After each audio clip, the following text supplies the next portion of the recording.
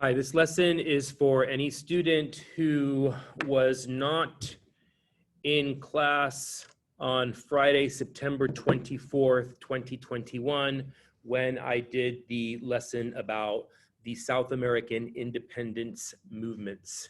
So this is one of our Friday lessons for Hispanic Heritage Month. Every Friday during Hispanic Heritage Month, I will be doing a history lesson that has to do with Spanish-speaking countries.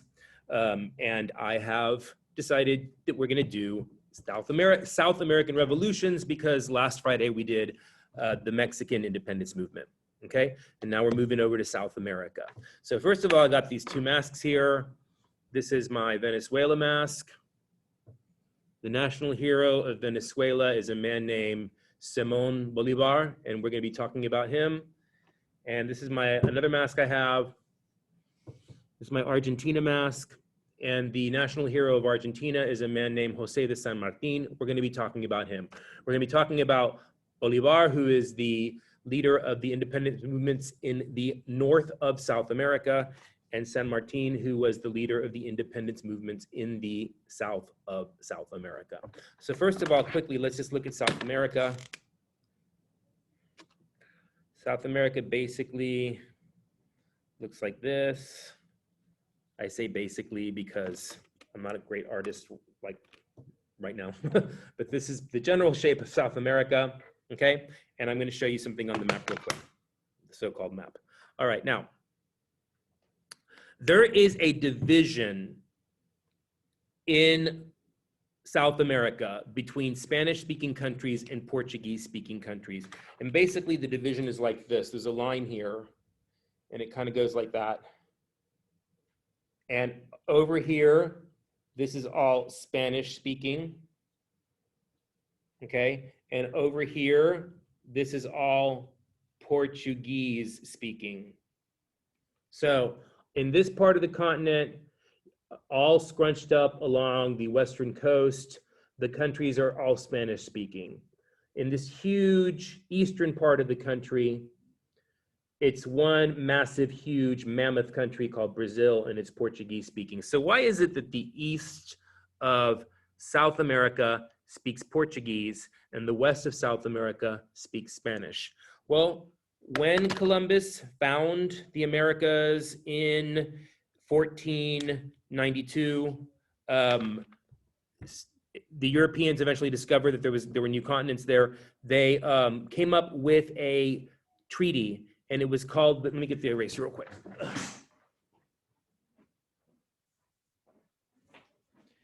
They came up with the treaty. A treaty is an agreement between two people, or normally though, two military powers, two countries, two nations, two states.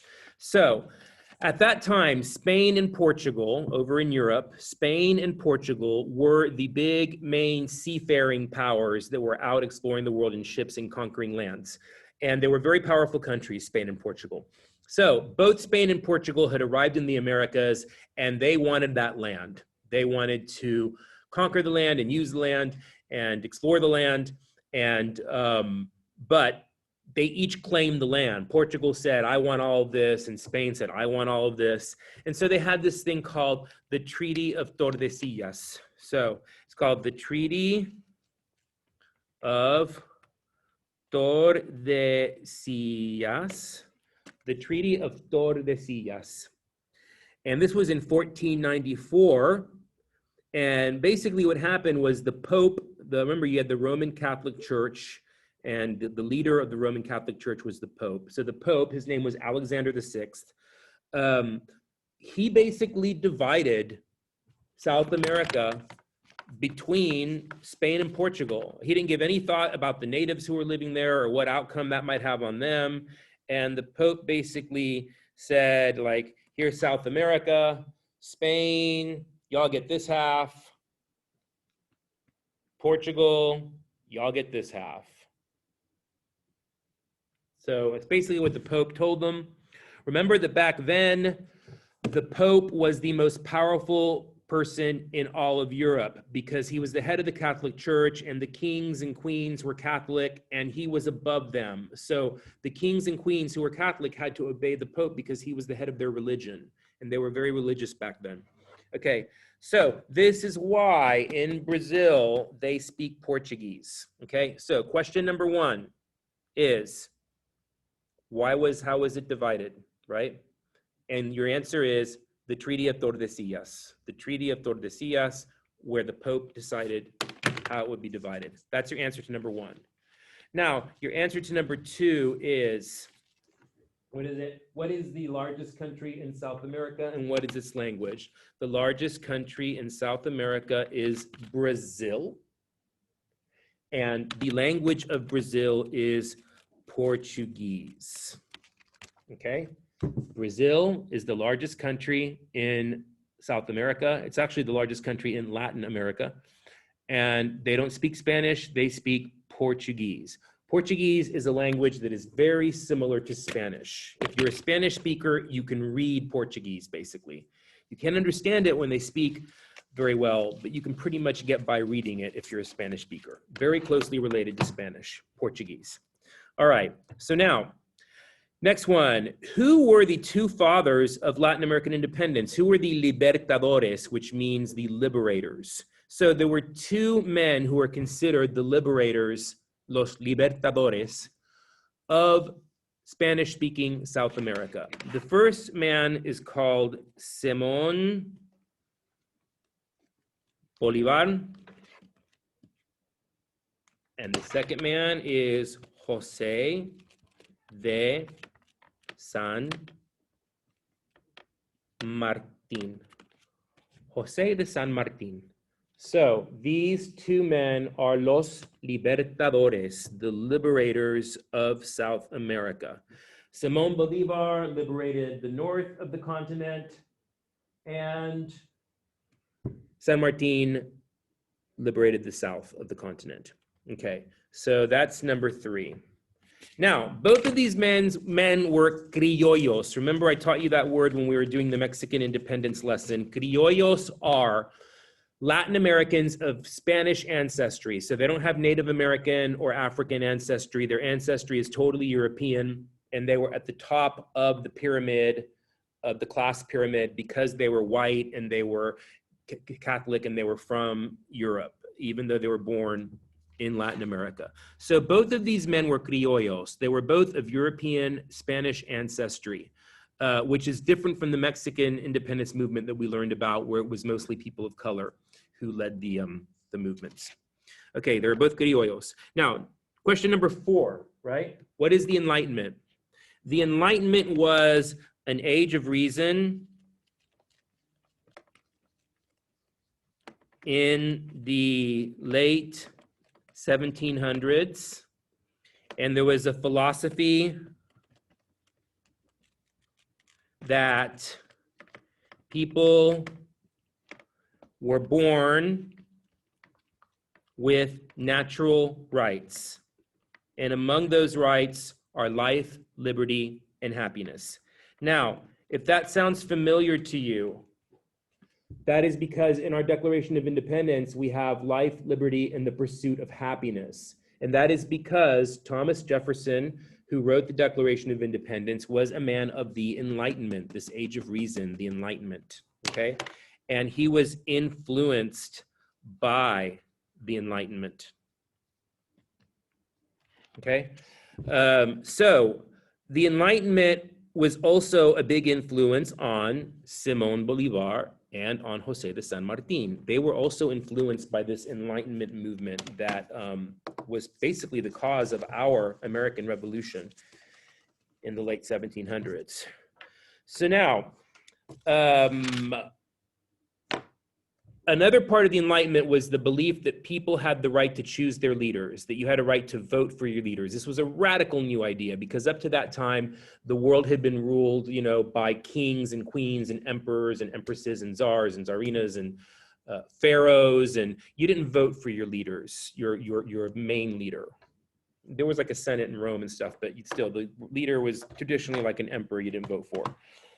So this also was of new influence for the men, because it was led by men in Latin America, that they wanted to get rid of the king and have leaders that they could vote for.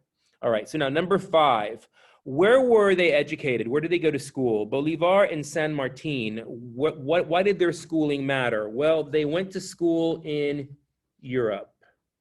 They went to school in Europe. And Europe was where the Enlightenment ideas were taking place, in France and in the surrounding countries. So while they were doing their schooling, because there were these rich boys who were sent to Europe to go study, because Europe was considered more cultured, the upper class people sent their boys there to be educated. While San Martin and Bolivar were in Europe, they were influenced by these Enlightenment ideas, okay? And they were also, and this is number six, they were also influenced by 2 revolutions, the American Revolution and the French Revolution. So the American Revolution and the French Revolution,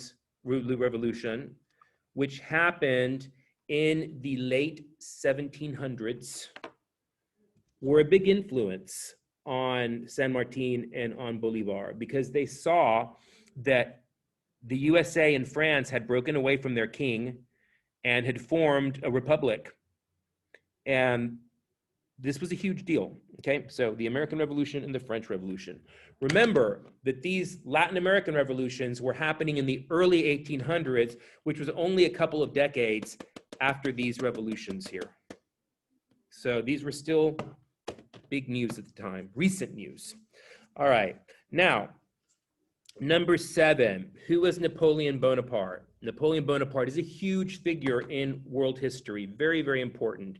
And he was a French military leader who conquered most of Europe and made himself emperor.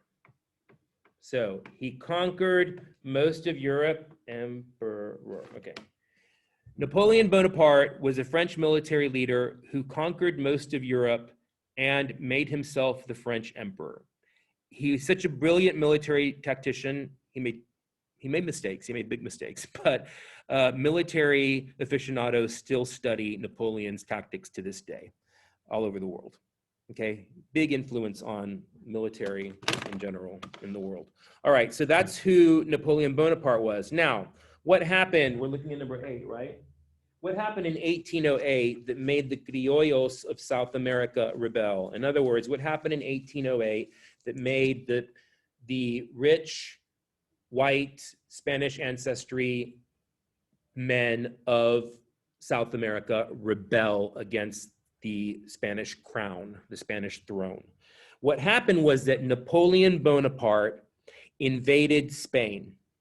He invaded Spain. So Napoleon conquered Spain and made his brother the king of Spain. So Napoleon conquered Spain and made his brother the king of Spain. So he's like, okay, I've conquered this country. Now here's your new king, my brother.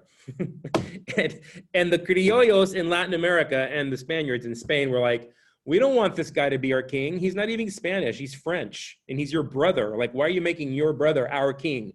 So this was a huge slap in the face, and it was humiliating to the criollos of South America. And so they rebelled. This was actually the trigger. It was the trigger to these rebellions against Spain in South America, was that these criollos in South America were like, I'm not going to be ruled by a French king that's not even a real king. He's the brother of Napoleon, who's a military general. Okay, so South American independence, unlike Mexico, was just a reaction to these criollos, these white men being angered by Napoleon's brother being on the throne, but also Enlightenment ideas that did influence them. The Age of Reason philosophy was also an influence on them. Okay, so Bolivar liberated the north of South America after, during the rebellion. I'm not going to go into all the battles because this would take forever, but he basically liberated the north. He was influenced again by the USA, and he wanted to create a United States of South America. Like he wanted, instead of having independent countries, he wanted United States like we have here. He wanted this to be called La República de Gran Colombia, the Republic of Great Colombia, but it never happened because all of these colonies did not become United States. All of these colonies became independent countries. And that's why today in Latin America, you have countries and not United States.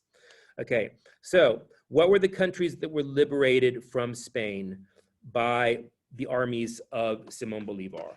He liberated, and his armies liberated Panama, Colombia, Venezuela, Ecuador, Peru, and what is now today Bolivia.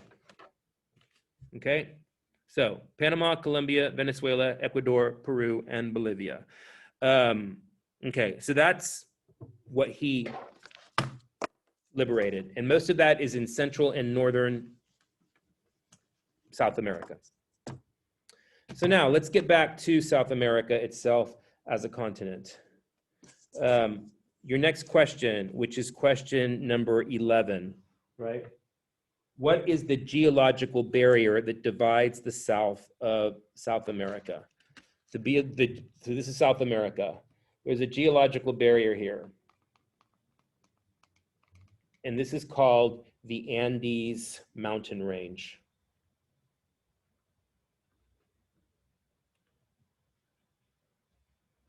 So the Andes Mountains separate Chile from Argentina. Chile and Argentina are separated by the Andes Mountains. So remember, mountains, they're hard to cross. They're super, super high. They're steep. They're dangerous.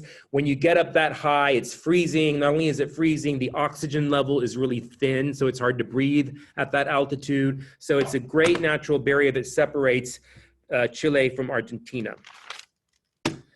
Now, while Napoleon was invading Spain over in Europe, San Martin was fighting against Napoleon. He was fighting against Napoleon's invasion of Spain.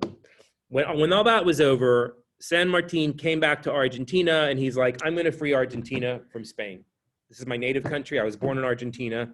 So again, I'm not going to go into every battle. We don't have time here. This isn't a history class. This is a Spanish class. But he liberated Argentina. So what did he do? Number 12. What did San Martin's forces do after liberating Argentina? After liberating Argentina, San Martin said, I'm going to liberate Chile. So his army crossed over the Andes Mountains. So that's the answer to your question. The question. They crossed over the Andes Mountains. In Spanish, it's called El Cruce de los Andes. And it's a legendary thing. If you think Washington crossing the Delaware was an impressive feat, San Martin crossing the Andes was even bigger. Because the entire army with the wagons and the horses and the munitions and all the men had to go over a mountain range. And it took them 21 days to cross these mountains. And the oxygen is very thin. It's hard to breathe up there. It's amazing they were able to do that. An army crossing a mountain range. So they descended into Chile. They liberated Chile. Now we're at number 13, right? Number 13. What did they do after liberating Chile? They liberated Chile, and San Martin says, let's go to Peru. So how did they get to Peru? They actually got into some warships like the Navy, it was like the Liberators' Navy. And they got into the ships and they sailed north to Lima, Peru. So they reached Lima, the capital of Peru. They reached Lima, Peru by water. So number 13, they got into Navy warships and they sailed north to Peru, okay? So this was a huge deal to go to Peru and invade Peru, especially to invade Lima, because it was the Spanish stronghold. It was the most important Spanish royal city for the royal crown of Spain. It was the most important city in South America. So to conquer Lima was a huge deal. So that is question number 14. Why was Lima so important? It was a Spanish stronghold. A stronghold means a place where a government or a group of people have all the power and have a lot of power there and are safely ensconced there. So it was a Spanish stronghold. It had twice as many Spanish troops than San Martin had independence troops, okay? So it had twice as many Spanish troops as San Martin had in his army. So they were going there. It was almost like the Alamo where they were outnumbered. San Martin was like, I know they've got so many more troops than we do, but we're still going to go into Lima. We're still going to conquer Peru. This is going to be the hardest thing we do, but it's the most important thing we do because it's a Spanish stronghold, okay? All right, so it's number 14, okay?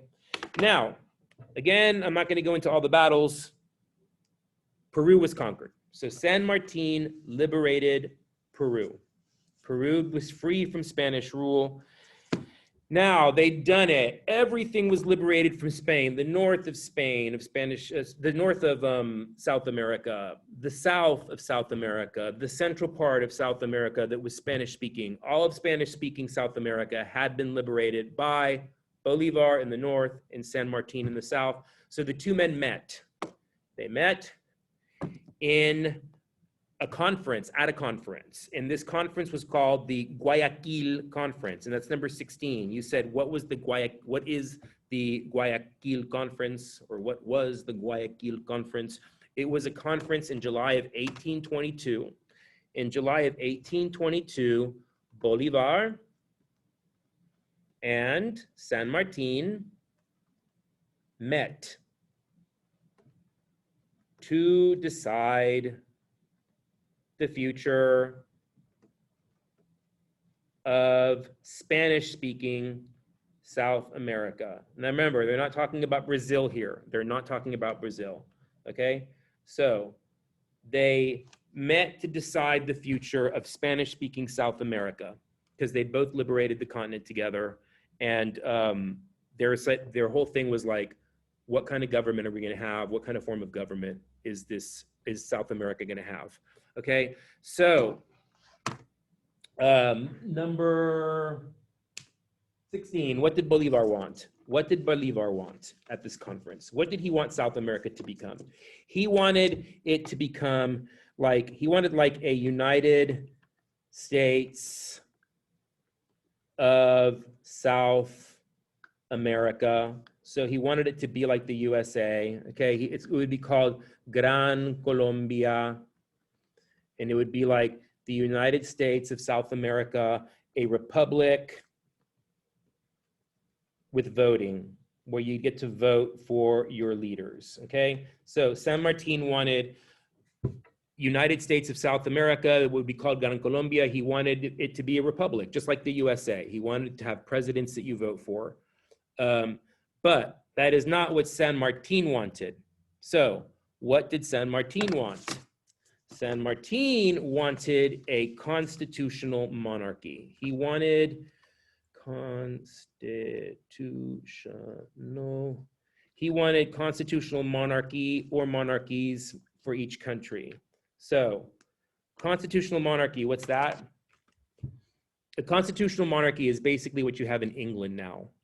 Queen Elizabeth II is the queen there, but she doesn't have all the power. Like, she's not all powerful.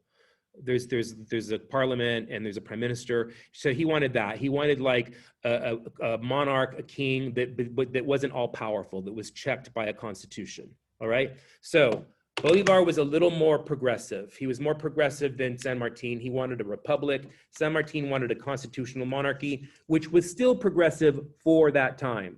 For that time, that was still progressive, but Bolivar was more progressive than him. All right. Now, let's look at number 18. What were the 3 countries that were liberated by San Martin? So Jose de San Martin liberated Argentina, Chile, and Peru. These were the countries that were liberated by Jose de San Martin. And now, number 19. What 2 Spanish-speaking countries have I not spoken of in this lesson? What 2 South American Spanish-speaking countries? So far, I've mentioned every Spanish-speaking country in South America, but I've left out 2, and I just want to include them so you'll know that they exist or what they are. Paraguay and Uruguay. So these are 2 Spanish-speaking countries that I have not mentioned, and I just want you to know them. Now you've got all the Spanish-speaking countries in South America plus Brazil mentioned in this lesson. And what does Brazil speak? Portuguese. All right. And now, last question. These are just 2 trivia questions. What is the name of Venezuela's money? So our money is called the dollar, right?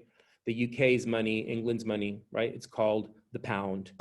In Europe, they have the euro. In Mexico, they have the peso. What is the money called in Venezuela? The money in Venezuela is called the Bolivar or Bolivares. Bolivares. So they named their money after Bolivar. So 20 Bolivares, 20 Bolivares is like 20 pesos or whatever. So the money in Venezuela is named after Bolivar. It's called Bolivares. Okay, and the second one, what country is named after, or what man is the country of Bolivia named after? There's a country called Bolivia. It's very big. It's bigger than France, actually, by land. Bolivia is named after Simón Bolívar. Okay, so Bolivar is such a huge deal in South America. He's such an incredibly huge hero for them that a country is named after him. Another country names their money after him. Everywhere you go, there are statues of him, and also there are statues of San Martin. So these 2 men, Jose de San Martin and Simón Bolívar, are like the founding fathers of an independent Latin America or independent South America. And the only thing that's kind of interesting to me is that what Bolivar wanted, which was independent, what he wanted, United States, they all became independent nations. They all became different nations. So it turned out differently than it did for us in North America with the USA. And that's it. I hope this was helpful. If you have any questions, please let me know. Bye.